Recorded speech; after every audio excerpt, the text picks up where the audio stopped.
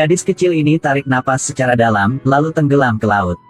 Apalagi, hanya butuh satu nafas sudah bisa tenggelam ke dasar laut. Ayah sadari bahwa gadisnya belum kembali, jadi cepat mau selamatkannya. Saat ini, gadis itu tiba-tiba muncul di permukaan air. Lagi pegang suatu di tangan. Ayah, aku sudah sukses. Ternyata gadisnya dapat gali abalon yang besar saat tenggelam. Di malam hari, ayah dan sekelompok orang saling nikmati sepotong abalon yang lezat. Kelompok orang ini semuanya adalah nelayan yang tinggal di rumahnya. Semenanjung Korea pada tahun 1915 di bawah kekuasaan kolonial Jepang pada waktu itu. Banyak orang kehilangan mata pencaharian dan harus ke tempat lain untuk cari nafkah. Wanita hamil ini, karena ketiga putranya semuanya hidup hingga kurang dari 1 tahun. Jadi datang untuk minta solusi. Pemaral pakai seragam. Setelah buat semua jenis mantra. Ketika dewasa, dia akan pasti sehat. Hidupnya akan berisi sejarah sebuah keluarga. Tidak lama kemudian, seorang bayi perempuan lahir. Orang tuanya namanya Sunja. Hari itu, nelayan yang tinggal di rumahnya kembali dari memancing. Dengan harga pembeli yang tidak masuk akal. Sunja bilang beberapa kata yang buat harganya naik beberapa kali. Untuk berterima kasih, paman lagi kasih Sunja 1 koin.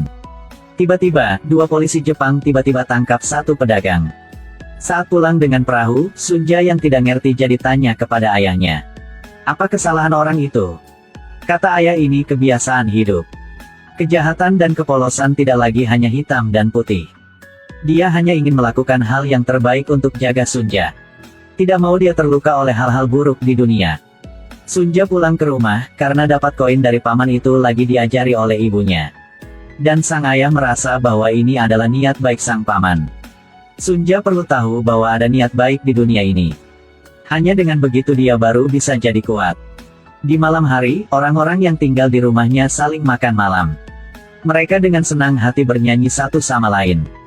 Tidak sadari bahwa bencana akan datang. Putri itu dapat gali abalon yang besar saat tenggelam. Setelah masak, sang ayah bagikannya kepada teman-temannya.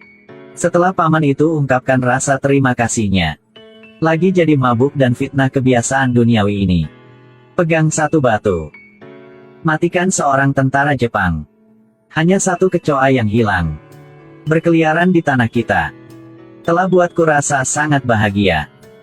Semua orang lagi diam dan tidak bilang apa lagi. Karena mereka takut akan dapat kebahayaan dari mulutnya. Ibu salahkan ayah, mengapa tidak hentikan paman itu saat ngomong kosong? Karena dia takut ditangkap oleh tentara Jepang. Hanya Sunja yang tersisa, jadi siapa yang akan kurusnya? Tapi mereka sama sekali tidak tahu. Percakapan mereka benar-benar didengar oleh Sunja. Keesokan harinya, Sunja ketemu paman itu. Dia tidak ingin keluarga harus terpisah dari ini. Saya tidak ingin matikan orang Jepang. Saya tidak ingin kehilangan orang tua. Kalau hanya saya yang tersisa, saya mati saja akan lebih hebat. Dia ingin paman itu tinggalkan tempat ini. Paman itu sangat terkejut dengan reaksi Sunja. Dia jelaskan bahwa karenanya minum terlalu banyak. Hanya kata-kata candaan dari seseorang yang bosan dengan penindasan. Dia hanya dengan keras kepala mau coba untuk terus hidupnya. Paman itu minta Sunja untuk lupakan semua yang dia dengar. Lalunya pergi. Sore harinya, Sunja selesaikan pekerjaannya dan kembali ke rumah. Lagi lihat 2 polisi Jepang di rumahnya. Sepertinya tanya kepada ibunya tentang keberadaan paman itu. Gadis itu tidak sabar dan bergegas mencari ayahnya. Ayah. Ayah yang kembali ke rumah lagi diinterogasi oleh polisi Jepang. Ketika ayah bilang bahwa paman itu mabuk malam itu jadi ngomong kosong. Seorang polisi langsung marah. Salahkan dia kenapa tahu masalah tetapi tidak laporkannya. Sang ayah gemetar ketakutan. Untungnya, polisi lain sarankan untuk berhenti. Takutnya kalau tekanan yang banyak akan buat orang meledak. Hanya peringatan saja. Jadi seluruh keluarga Sunja bisa lepaskan diri. Ibu yang penasaran tanya mengapa paman itu lagi kabur. Sunja tundukkan kepalanya dan tidak bilang apapun. Hari itu, Sunja berada di pasar ikan dan temukan sesuatu terjadi di luar. Dia tarik ayahnya keluar untuk meriksanya.